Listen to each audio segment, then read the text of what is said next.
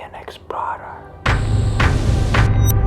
who finds treasure beneath the strangeness.